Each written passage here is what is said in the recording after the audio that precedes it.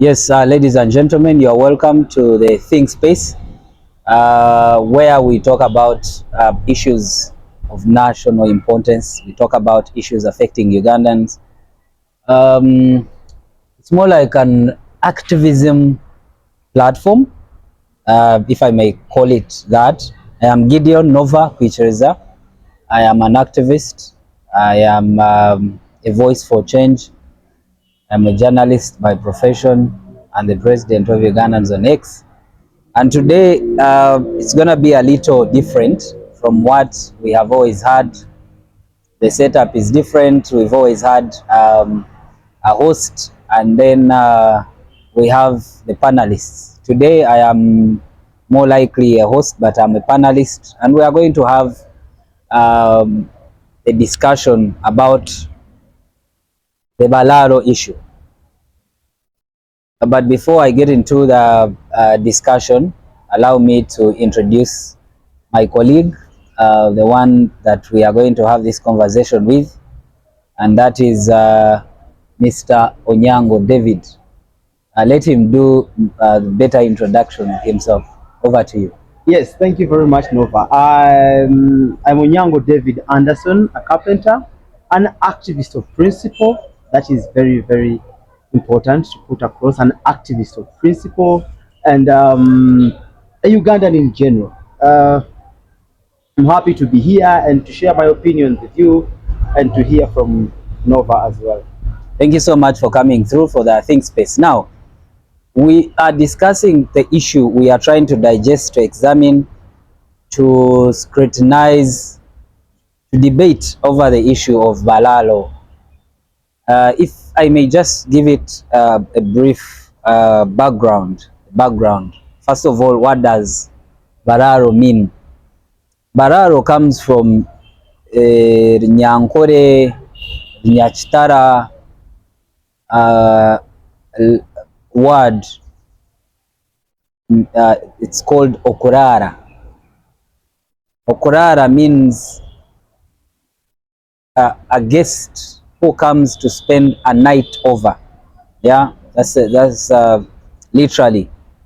So because of the nomadism, the nomadic culture of cattle keepers, they were referred to as abarazi, the people who have come to spend some time and go, because they were chasing for water and pastures for the so they didn't have a permanent settlement. So that's where that word, that term emanates from, oboraro. So they are going to get to a place for some time and then leave. That's where the word comes from. So, but it also has another context, another meaning. Back in the days, I think most especially Banyarwanda and Bachiga, they used to come to Uganda to find employment, and because they they had experience in cattle keeping and all these things, so the Baganda would give them that job to look after the cows, graze, and give them water and milk. So they were also referred to as Vararo. But the former, of course, is the origin of the term. Now, when President Museveni came into power, he tried to fight nomadic pastoralism, and he got some of the Balalo to settle in some regions of Ankole, a whole stretch, I think, from Liantonde up to Mbarara. All that land, they were given free land. Those used to be ranches, and so he was advocating for people to stop nomadic pastoralism, to find a place to settle in and, live permanently. But of course, the habit kept on, the nomadic pastoralism kept on happening. Now, to this incident, to the problem of Vararo in northern Uganda, if you remember very well, David, I think this issue, this issue started in Bulisa, and it ended up into violence. I remember that time General Kare Kaihura and who else? There's another either army or police officer who went to intervene.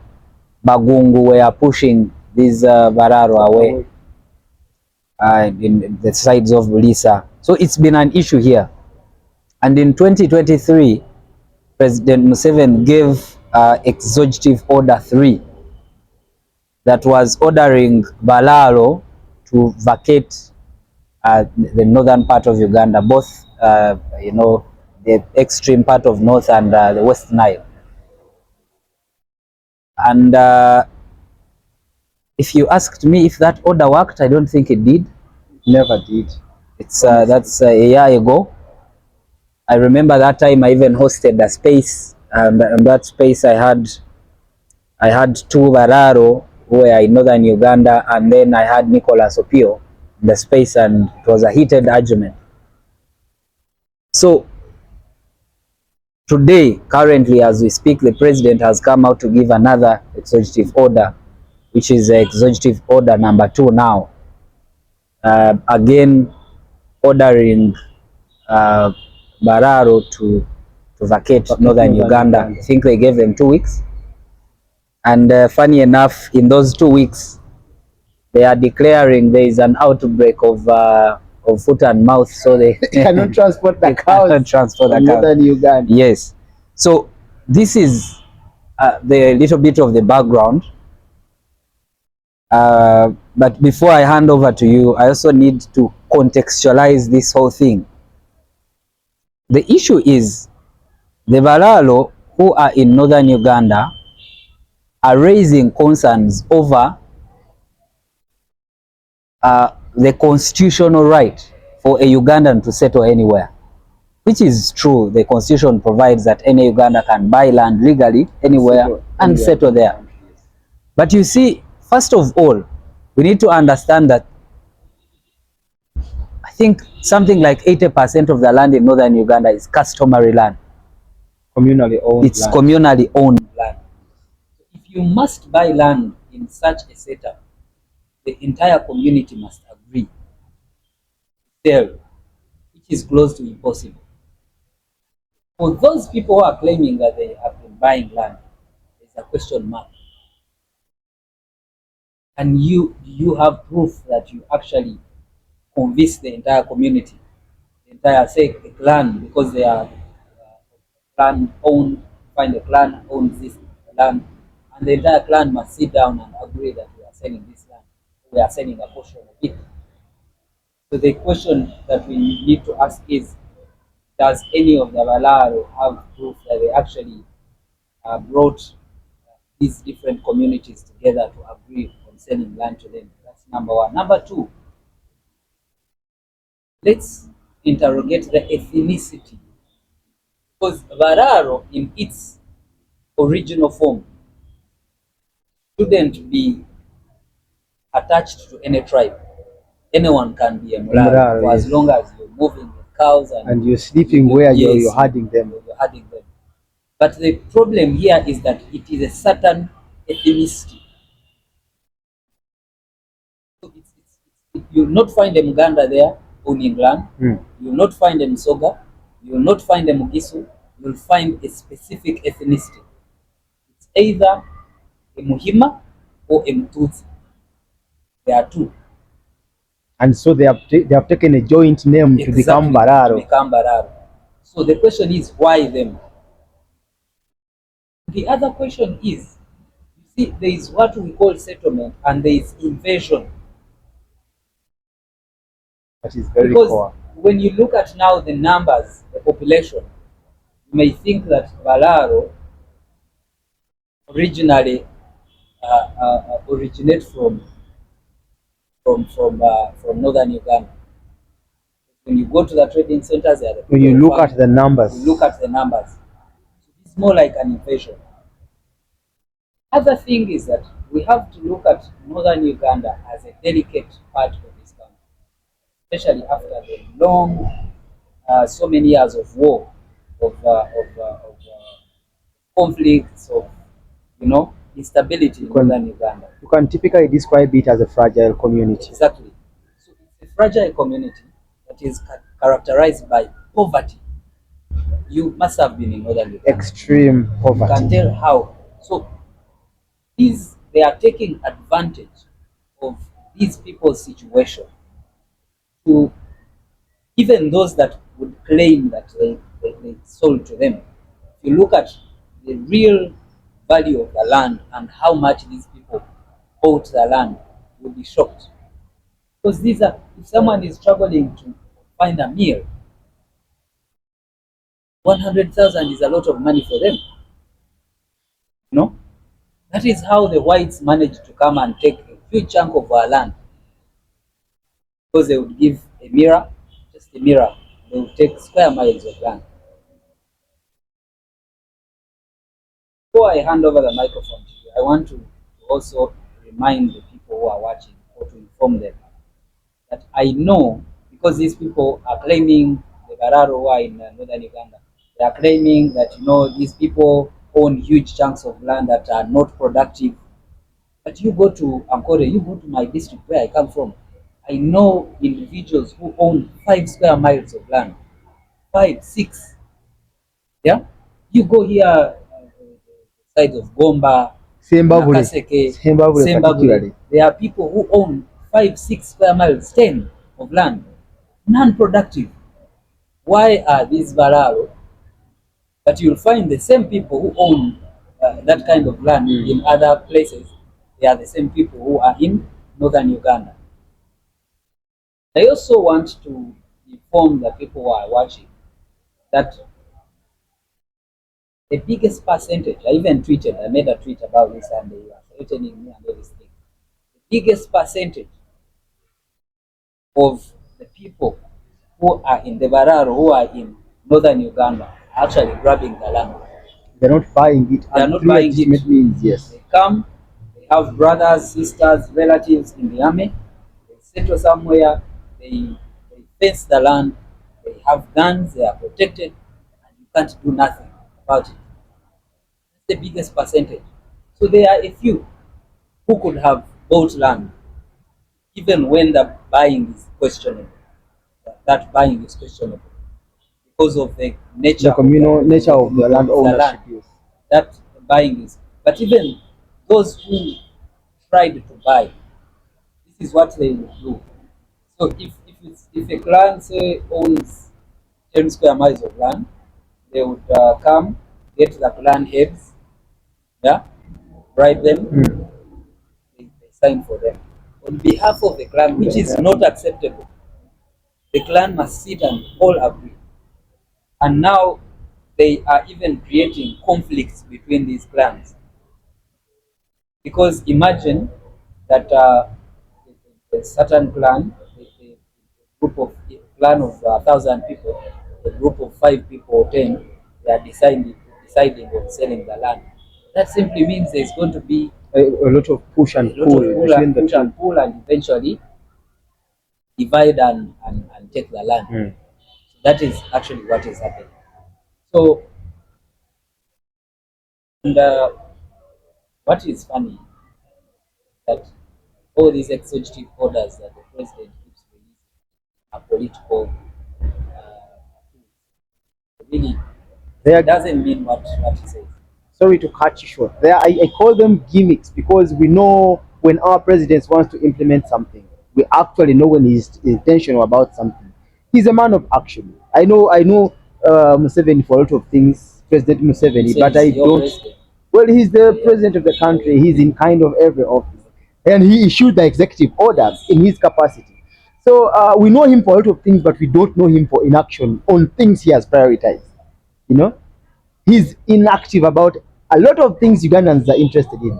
But if he's interested in something, he gets it done. We saw him go on a 5-month tour of the PDM, location per location. Despite given his advanced age, someone would think he would delegate something like that. but if it is something he has personal interest about in, he is going to do it. And so these executive orders have no backbone. I feel like the pen was held with two fingers while he was signing this, because he's not intentional about it. We had the first one, this is the second one. We have not seen government or the other security organs that are supposed to implement executive orders trying to take any form of action whatsoever to put the presidential orders into actions. And to us as Ugandans, this just smells of empty air. The president is doing this as a political gimmick, given the fact that we are in an election period, and it's probably going to go on as it was in the first place. Exactly. That is what is happening because just like I've been telling people, this express, it's called EPS. The EPS, yes, the EPS express system. traffic Yes, the express, penalty system. yes, the express penalty system. Yes. I've been telling people that everyone got excited. The president has altered it, the minister, but you wait until 2026. Oh, After the election is done, Ugandans. it's going to come back and it's going to be enforced because see, as the regime gets older and the more the regime loses legitimacy, they resort to using money. It becomes more And the expensive to gun maintain, yes. becomes so expensive to maintain. So they must collect the money. What Museveni wants right now is the money. He wants the money, He wants the coffers full. dead or alive. He wants his money, his money. So this issue of Balalo, hope that we shall get some other day and give it more context. The executive orders are not well intentioned. If, like you just said, if Museveni wanted those people out of northern Uganda They would not sleep there a night. in just 2 days, They would be out of that place. just like he did with the cattle wrestlers In in Karamoja. Karamoja. Actually, that is one of the most times we've seen the court martial work, Exactly. because he would arrest them, court martial them, and send them You to see, prison same just day. like you said, when Museveni wants something, he will do it without even sometimes reasoning it out. Because so many people who suffered the cattle wrestling were not even cattle wrestlers.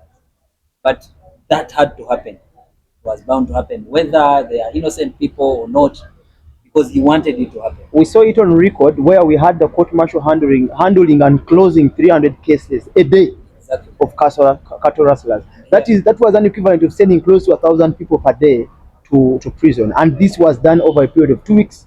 And he was done with the court sessions in Karamoja region. You wonder what kind of justice system that is. When we have cases here since 2021, we've had the NUP young people. They have never been tried. No evidence, no witness, no nothing. They are in court. But the other side, in 2 weeks, over 300 cases were handled. So that really speaks to if President Museveni wants to do something. This executive order comes to score a political win. At first, Gideon, I want to appreciate the etymology of the word Balalo. I had never at any one point gotten such a clear explanation. And this pushes me to the question, really. I don't know if I'm becoming the host here, but this pushes me to a question.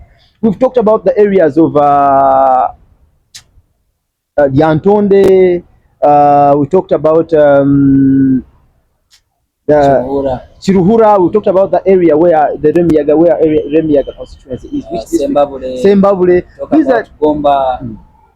These are districts that would assimilate so much with the Balalo, Yes. and they are Talk about cattle keeping. Nakaseke, you talk about Nakasongola, you talk about of course the entire western region. You go to that's that Isinjiro and that side of Mukanga. That brings me to the question: why aren't these people trying to assimilate with people with whom they will have less conflict? Because when you go to northern Uganda, there's a lot of things to conflict about between the two tribes. There's a lot of things to conflict about. For example, in northern Uganda, a lot of things are done communally. A lot of things. You get them doing communal farming where they have a community garden and they are growing things there. They do a lot of things communally, and yet the Balalo are more of independent activity. They engage in more independent activity. They are just in bands. You find a group of two families, let's say about 35 people, owning, let's say 2,000 heads of cattle, and that's it. And they have to herd all these cows on, let's say, 3 square miles. And when you transfer such a system to one area where a lot of things are done communally, you the athletics are going to come under so much fire. I'm wondering why the Balalo have not embraced coming to areas like Ngoma, because when you go to, when someone, if someone blindfolded you and took you to Ngoma, which is in Nakaseke, and opened your eyes, you may think you are in Chiruhura. You know, you would struggle to find any other tribe around you, any other ethnicity around you. I don't know why. I'm wondering why they don't try to incorporate into these areas and these other districts you mentioned, where they would easily assimilate. But you see, the one is that the districts you're talking about, they are the same people who are settling there. They cannot they cannot invade each other. And what is even more ironic is that the people who own land in the places, in Nakaseke, in Ngoma, in Sembabule, in Cheruhura, they are the same people. These people actually have land. It's not like they are landless or something.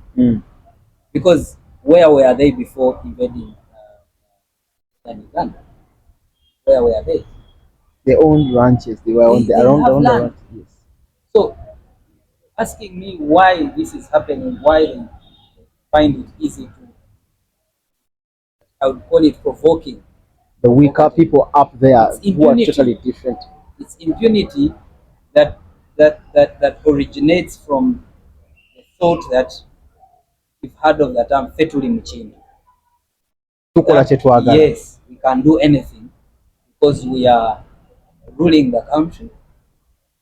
And if you look at all these people who find the confidence, I don't think that my mother would find the confidence enough to go and settle in someone's land, because she knows I am no one in Uganda and I won't be there. But if you go and profile each family, each individual that is in northern Uganda, they have an attachment to a certain army officer, You end up a getting a certain family government tree, a very officer, big to family a tree. certain first family. So every time they are shaken, they have calls to make, and they will deploy the army. They will deploy.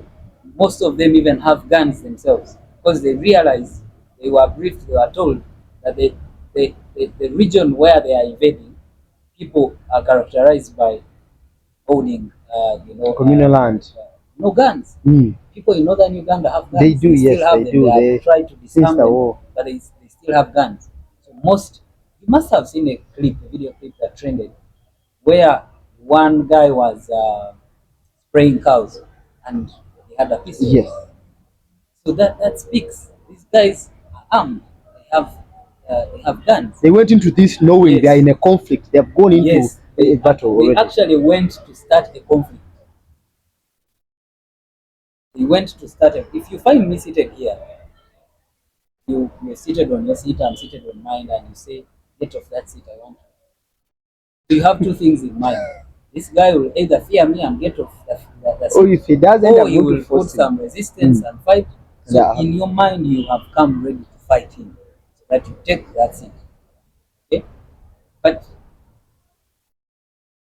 the question that I've always asked myself is, we still have a lot of land in the areas that we have Mentioned, yes. a lot of land that is unattended to, that is undeveloped. A lot of land is there. You enter someone's land and you drive so many kilometers before getting to where their home is.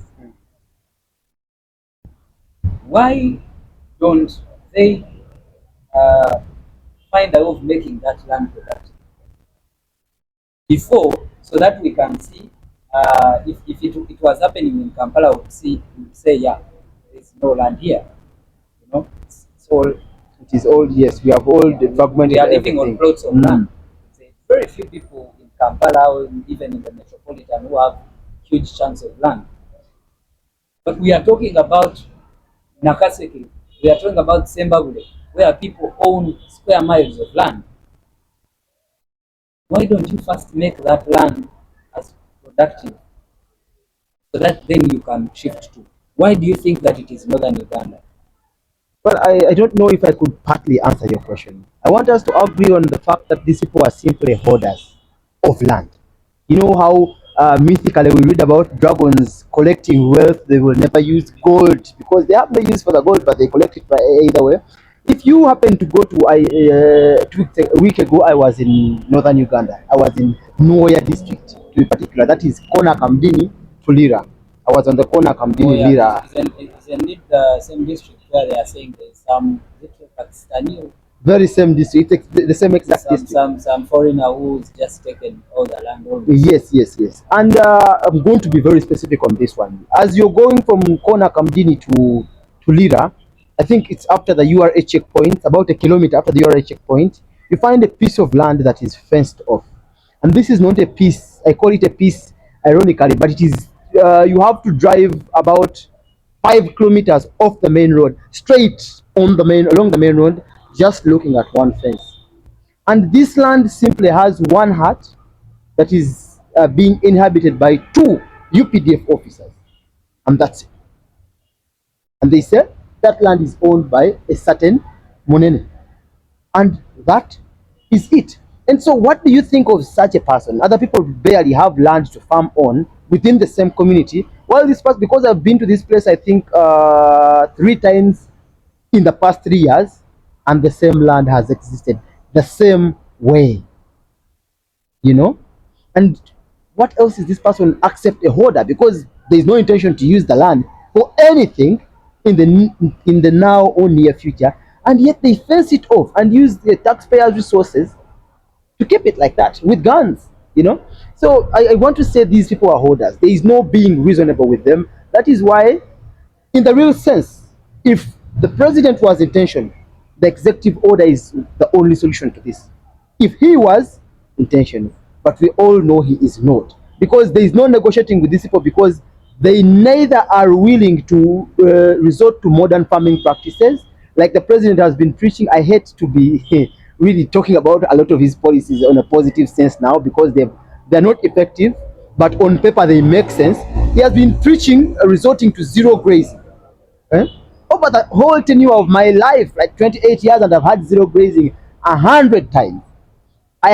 We started it in school in the hope that even the young ones that come in maybe will start it, but the Bararo do not have the intention to do it.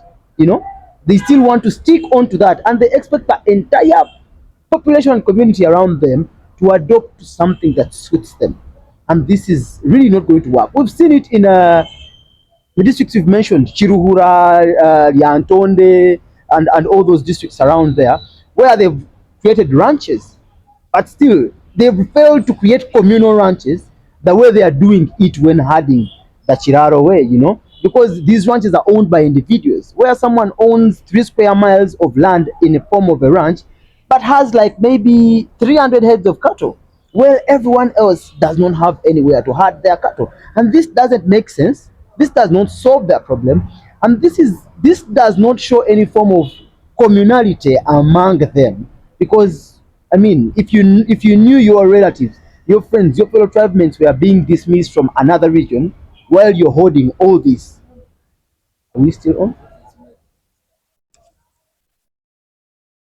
So it doesn't make sense. And for me, I think, as you have already said, they simply do it out of impunity, because if they were aiming to solve their problems, there are better way they could have done that.